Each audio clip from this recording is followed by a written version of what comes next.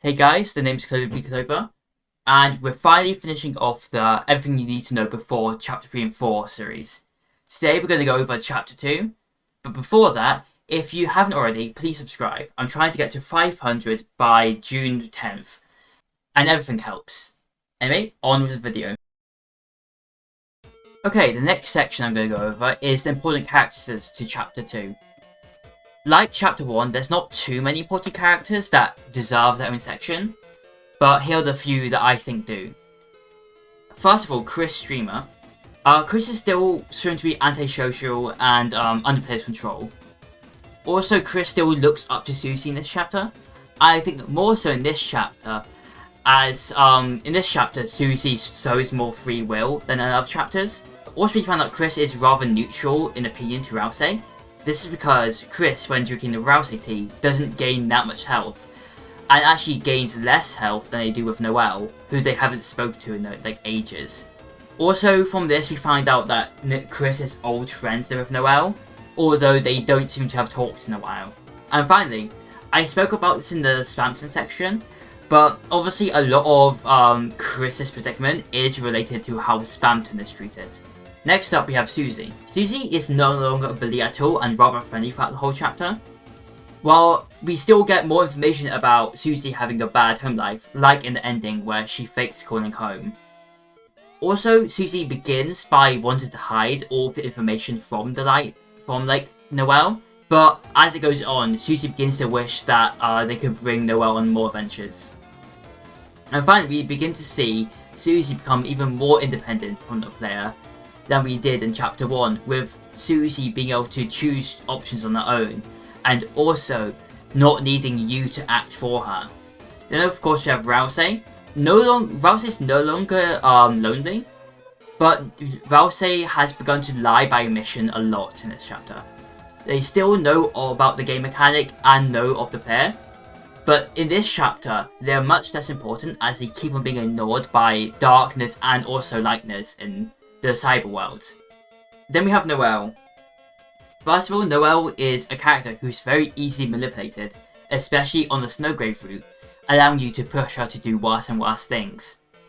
We know that she has a crush on Susie, and also has a lot of RPG knowledge as she plays an RPG in the light world.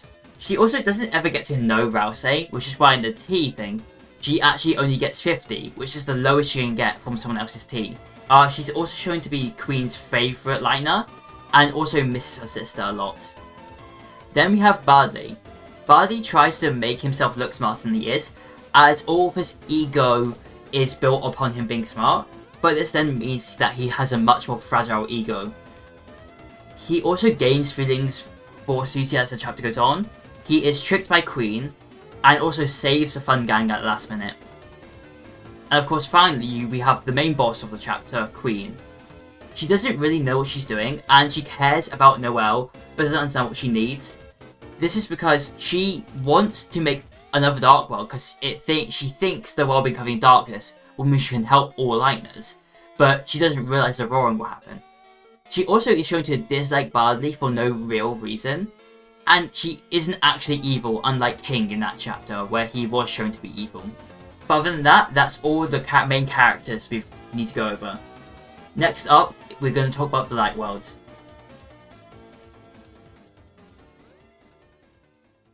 Okay, first of all, let's go over the actual story of Deltarune Chapter 2. It starts basically where Chapter 1 left off, but revealing the fact that all Chris did after being unpossessed by you was eat some pie. Then we go meet up with Susie, and we go into the closet world to find Rousey and no one else there.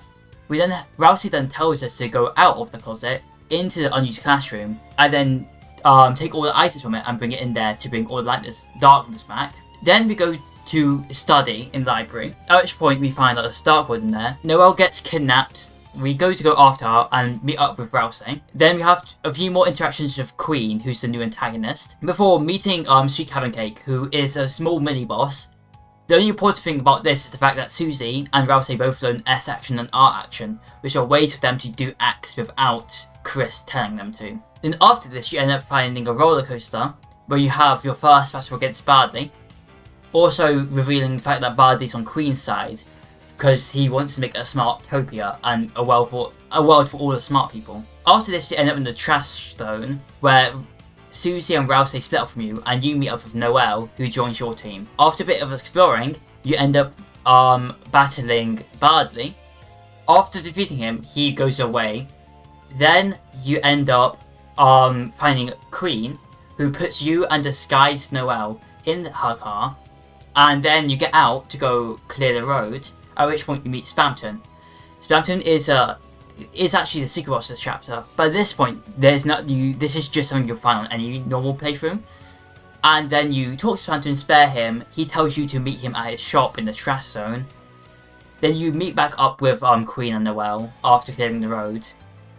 And Queen reveals that she actually thinks Noelle is really strong and capable, which is why she wants to use her to open a new fountain.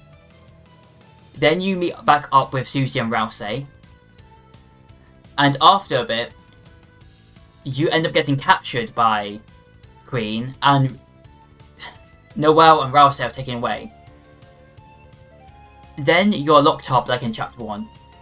You escape, do a few puzzles. Lancer turns to stone because it's revealed him and other darkness can't survive this area.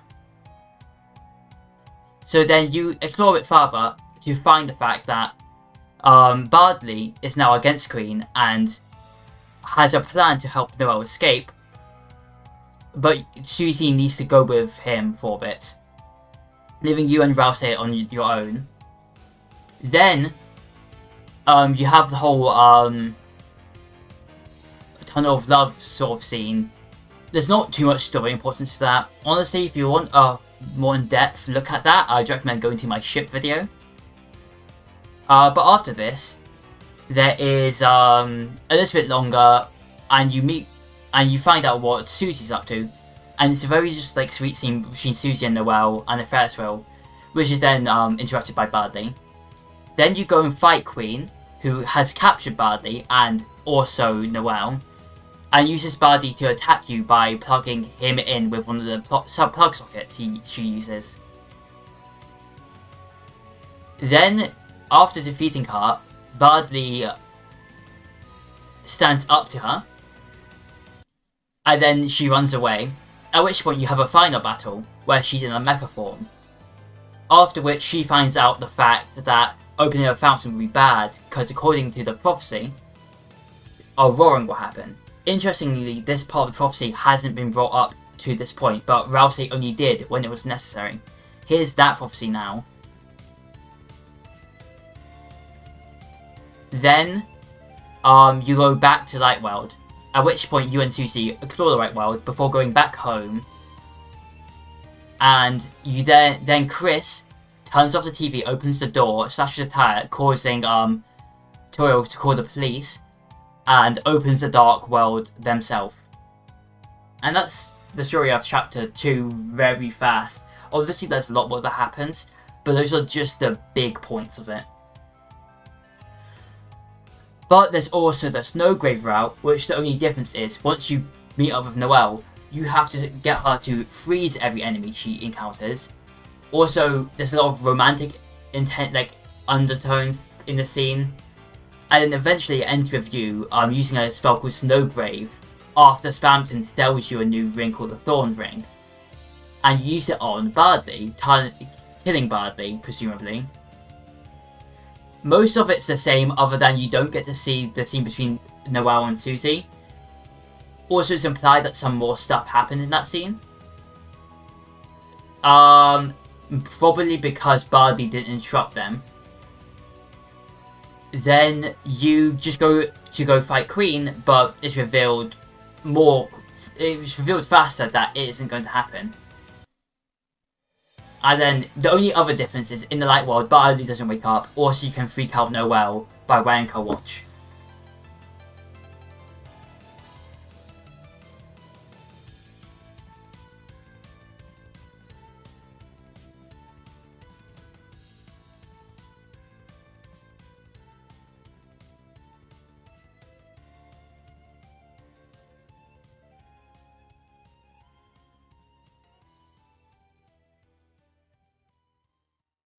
Okay, up next, let's talk about secret bosses.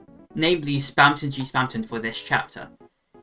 What you have to do is, obviously you meet Spamton in your regular gameplay, as I mentioned before, but once you defeat him, you're able to go back to his shop, where you can then talk to him, and you have to then buy the keygen item from him. A quick tip is it's quite expensive, but there's chances for it to change to a lower price every now and then. So I'll just wait on the screen and time it for when it goes to like 15. Because you can get it down to 15, but most of the time you'll get it around like 50.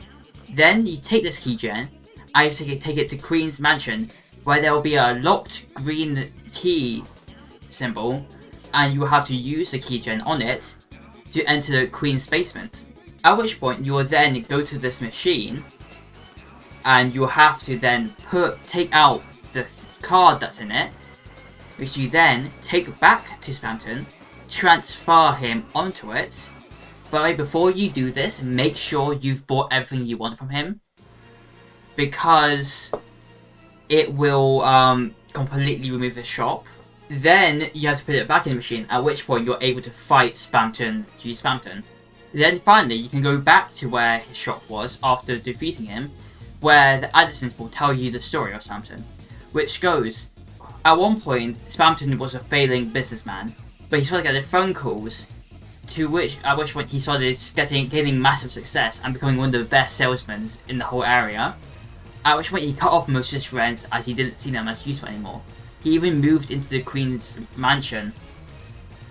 But then, after a while, the phone calls just stopped, at which point he lost everything and was being evicted.